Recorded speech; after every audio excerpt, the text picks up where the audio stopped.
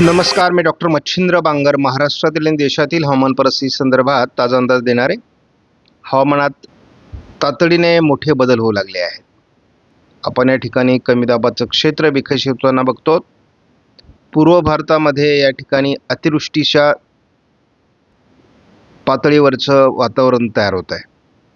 त्यामुळे हवामान एकदम बदलतं आहे. त्यामुळे या हवामानाचा मान्सूनसाठी पूरक अशा प्रकारचा उपयोग होणार आहे. मान्सून लवकरच सक्रिय होईल अशा पद्धतीचं वातावरण आता तयार होऊ लागलं आहे. आज 30 तारीख आहे. उद्या 1 तारखेला आपला फुल आणि फायनल मान्सूनचा दुसरा अंदाज येणार आहे. ब्लॉग चॅनलवर आणि या चॅनलवर देखील अंदाज प्रसिद्ध होईल दुपारनंतर. तो अंदाज जरूर बघा. आज देखील 30 तारखेला पूर्व भारतात काही राज्यांमध्ये रेड अलर्ट बाकी आहे. ऑरेंज अलर्ट देखील आहे. त्यामुळे मेघगर्जनेसह विजांच्या कडकडाटासह पावसाचा अंदाज कायम आहे. दक्षिण भारतातील गारपिटीचा आणि मेघगर्जनेसह पावसाचा अंदाज कायम आहे. थोडं उत्तर भारतातील काही राज्यांमध्ये देखील पावसाचा अंदाज कायम आहे. महाराष्ट्रामध्ये मात्र मध्य प्रदेश, महाराष्ट्र, गुजरात, राजस्थान या भागातला पाऊस किंवा उत्तरेकडील पाऊस उघडला आहे. 1 तारखेला पुन्हा एकदा राजस्थानच्या काही भागात, पश्चिमी भागात उष्णतेची लाट दाखवण्यात येते. बाकी मात्र महाराष्ट्रामध्ये उष्णतेच्या लाटेची तीव्रता कमी होईल. पावसाची शक्यता कमी आहे. परंतु आपल्याला सरासरी वाढलेलं तापमान हे 40च्या वरच राहील असा अंदाज आहे. भारताच्या अनेक राज्यात पावसाळी वातावरण देखील सक्रिय आहे. भारतातील उष्णतेची लाट कमी होते. मात्र धुळीच्या वादळाचा प्रभाव पश्चिमी राजस्थानमध्ये 2 तारखेला दाखवला आहे. मध्य भारतावर खास करून मध्य प्रदेश, विदर्भ, पूर्व राजस्थान या भागात देखील पावसाचा अंदाज कायम आहे. 2 तारखेला पूर्व भारत आणि दक्षिण भारतातही पावसाचं वातावरण कायम असणार आहे. 3 तारखेला पावसाचा प्रभाव वाढतोय. राजस्थानचा अपवाद वगळता उष्णतेची लाट दाखवण्यात आलेली नाही. परंतु तरी देखील ज्या राज्यांमध्ये पावसाळी वातावरण नसेल त्या ठिकाणी 40शी पार तापमान राहणार आहे. उत्तर भारत आणि पूर्व भारतात पावसाचं शक्यता 4 तारखेला आहे. दक्षिण भारतातील पाऊस मात्र कमी होताना दाखवण्यात आला आहे. तोच अंदाज 5 तारखेला देखील कायम आहे. नेमकी पाऊस कुठे झाला या संदर्भात आपण दररोज आढावा घेत असतो.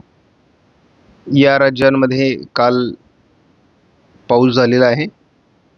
त्याचबरोबर आपण पूर्व भारतामध्ये मोठ्या प्रमाणात पाऊस झालेला आहे, कारण या ठिकाणी रेड अलर्ट देखील देण्यात आलेला होता आणि जवळपास अतिवृष्टीची परिस्थिती पूर्व भारतात काही राज्यांमध्ये निर्माण झालेली आहे. उत्तर भारताच्याही बऱ्याच भागात म्हणजे हिमाचल प्रदेश, उत्तराखंड, जम्मू काश्मीर, पंजाब, हरियाणा, अगदी दिल्लीपर्यंत आणि उत्तर राजस्थानमध्ये देखील मोठ्या प्रमाणात पाऊस काल देखील झालेला आहे. महाराष्ट्रात गेल्या आठवड्यामध्ये रायगड, रत्नागिरी, सिंधुदुर्ग आणि पुण्यामध्ये पावसाची नोंद झाल्याचं या ठिकाणी दाखवण्यात आलं आहे. तसंच थोडं धाराशिव, सोलापूर, सांगली, कोल्हापूरमध्ये देखील हलकं वातावरण होतं. मान्सूनपूर्व पावसामध्ये नाशिकसह धुळे, जळगाव, छत्रपती संभाजीनगर, जालना, हिंगोली या जिल्ह्यांमध्ये सरासरी जास्त पाऊस राहिला. इतर ठिकाणी मात्र पावसाची तूट राहिलेली आहे. GPS मॉडेलनुसार पूर्व भारतामध्ये मोठ्या प्रमाणात पाऊस दाखवला जातोय. इतर राज्यांमध्ये वातावरण पावसाचं आहे, परंतु महाराष्ट्रामध्ये, राजस्थानमध्ये किंवा गुजरातमध्ये याचा प्रभाव कमी असल्याचं जाणवतं आहे. मात्र आपल्याला थोडं अधिक पावसाळी वातावरण 5 तारखेला दिसतंय. 6, 7, 8, 9 या तारखेच्या दरम्यान थोडं GFSने महाराष्ट्रात पावसाचा अंदाज दिला आहे. त्यामुळे 5 तारखेनंतर थोडं महाराष्ट्रात GFS पाऊस दाखवत आहे.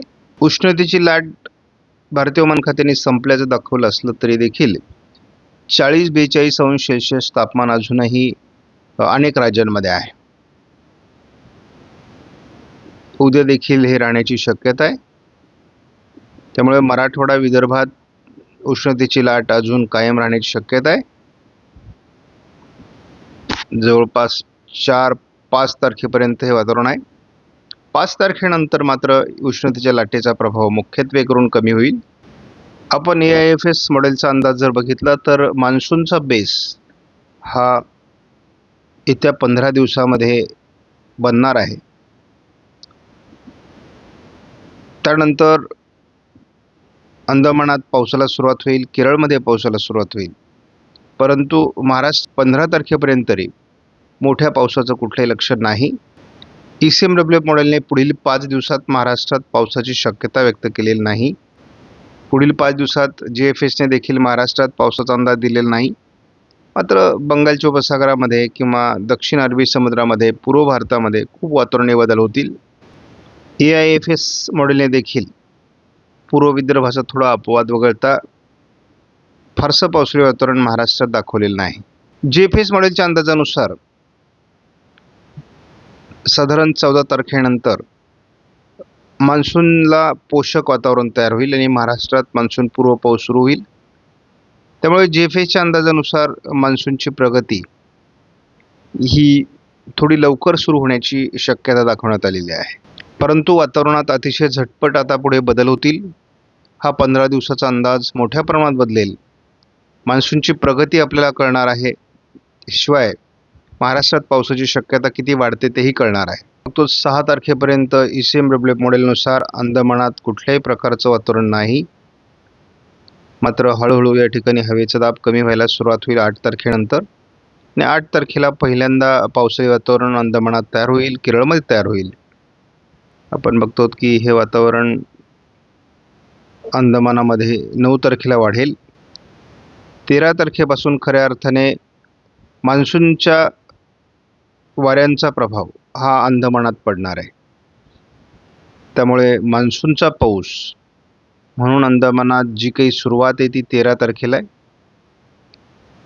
14 तारखेला हा पाऊस सातत्य ठेवून असणार आहे आणि अतिशय मोठ्या प्रमाणात हे पावसाचं वातावरण राहील.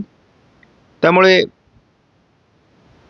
13-14 तारखेलाच सातत्याने अंदमानात पावसाला सुरुवात होईल.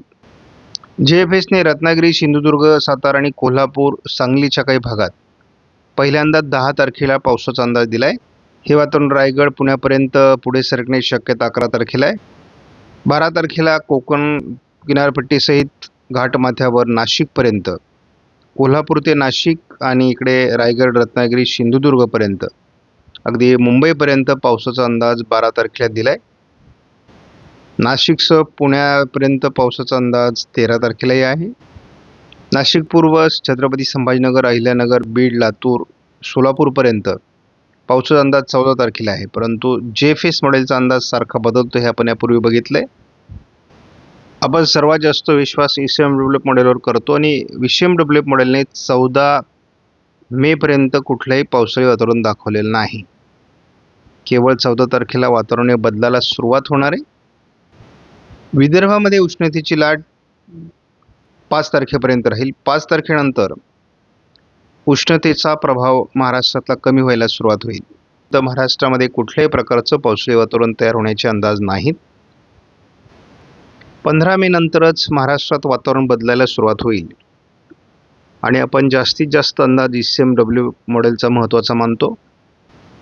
GFSने जरी महाराष्ट्रात पावसाळी वातावरण दाखवलं असलं तरी त्याची लगेचच खात्री देता येणार नाही. त्यावर अपडेट सातत्याने बघावी लागेल.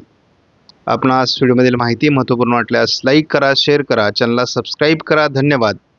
जय हिंद, जय महाराष्ट्र, जय बळीराजा.